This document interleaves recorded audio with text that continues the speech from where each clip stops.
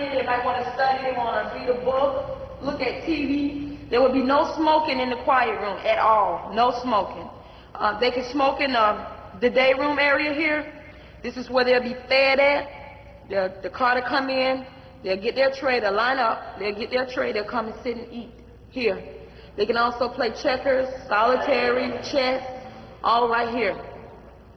This is where they'll sleep at. There's no smoking in the open bay area at all. No smoking in the bedding area.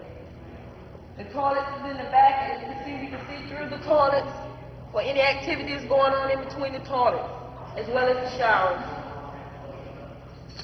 Any questions? Excuse me? Right, they have one drawer and it's up on the bottom of each bunk. And they have their own ability to lock it, secure it. However, we'll have the combination at all times. We must have it, because we can check it at any time we want. And we do. The Wackenhut Corporation is one of the world's largest private prison development and management organizations. We are listed on the New York Stock Exchange. We have contracts and awards for 24,000 prisoners. Privatization has shown that it can provide high quality and the development of new prisons on a very cost-effective basis, quickly and very professionally. What's also happening is that our prisons are getting more barbaric. We're going backward. The United States is using what they call maxi prisons, which are prisons where people are locked up for 23 hours a day. Then they're let out for an hour to exercise in a small cage, and then put back in. And in fact, New York State has just invented an even worse version of that experiment. They're locking 2 people in a cell for 23 hours together. They are permitted a pair of tennis shoes, they are permitted a pair of dress shoes. The dress shoes and tennis shoes get lined up, and the shower slides get lined up under the bunk neatly. We do not allow them to hang pictures on their walls. We do not allow them to alter things, tear pictures out of magazines and hang them up and place them in places that are allowed. We do not allow them to hang items up to obstruct the view on the door, the window in the door, as well as the window on the wall here. We do not allow them to hang up clotheslines in their rooms. No table and chairs. No table and chairs. Okay, this is it. The United States private corrections has become viewed as a growth industry, and so that it has been a very good area to invest in. And clearly, given the increasing acceptance of privatization here, the growth prospects are quite positive.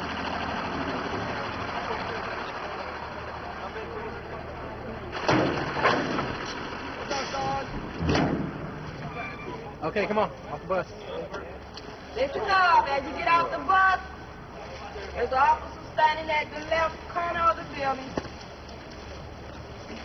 Single file line, go where you at.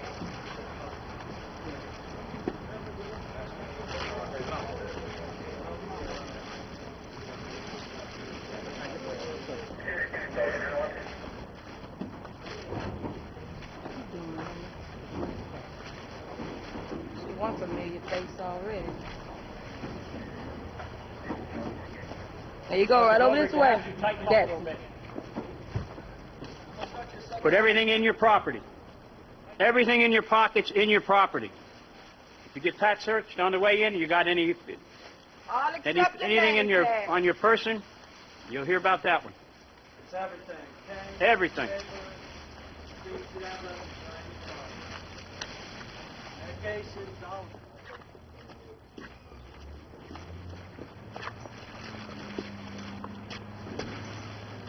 Wackenhut's profitability is... Since their IPO, they are up 135%. From a stock market standpoint, their profit margins are in the 12 to 14% range.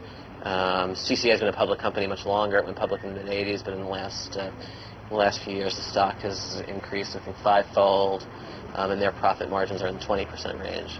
And profit margins for both companies have been expanding as their base of operations gets bigger.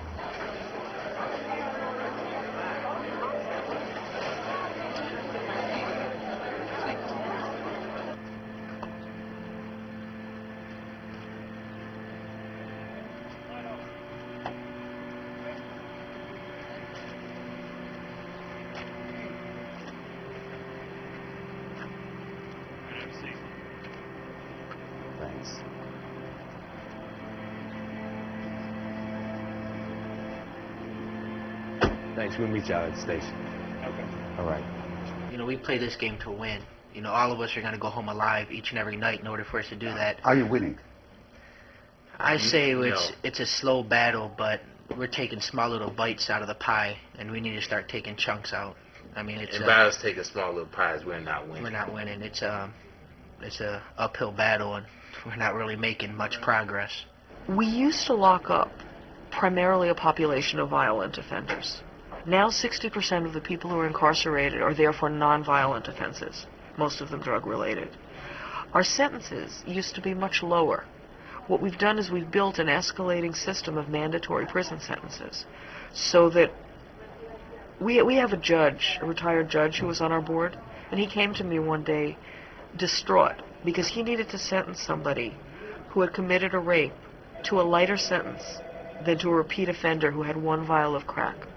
A man who had 1 vial of crack, because of his past record, did more prison time than somebody who committed a rape. Nicole Richardson, she was 19 years old, 18 actually, when she fell in love with this boy who was she met him at a local bar, and he was sort of a small-time drug dealer. He bought and sold marijuana, and then he bought and sold a little bit of LSD. And so she fell in love with him. She went with him on a couple of the trips where he would sell LSD to someone. She'd stay in the car, and he'd go into the house and do the transaction. So she was aware of what was going on.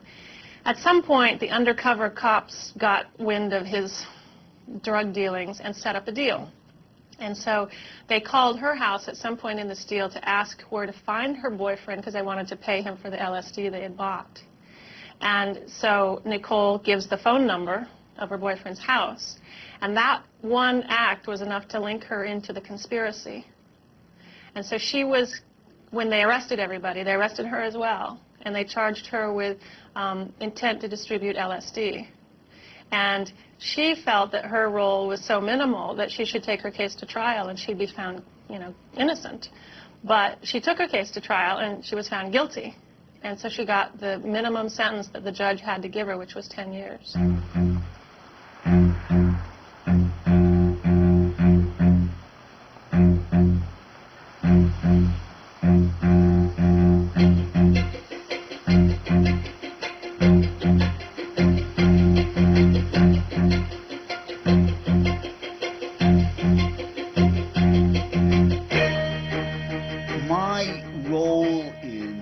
Writing the mandatory minimums was the worst thing that I've ever done.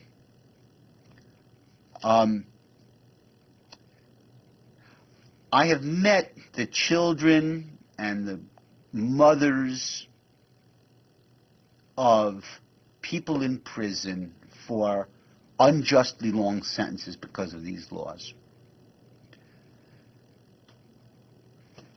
And they are just, the dozens of thousands, of tens of thousands of people who are in federal prison for way too long.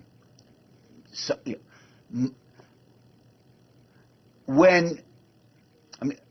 there's a woman who calls me from prison. She has a son who was 9 years old when she went to prison. The son attempted to commit suicide.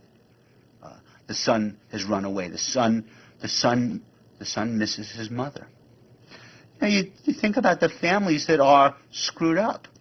The kid that doesn't know anything about this. The kid is being hurt.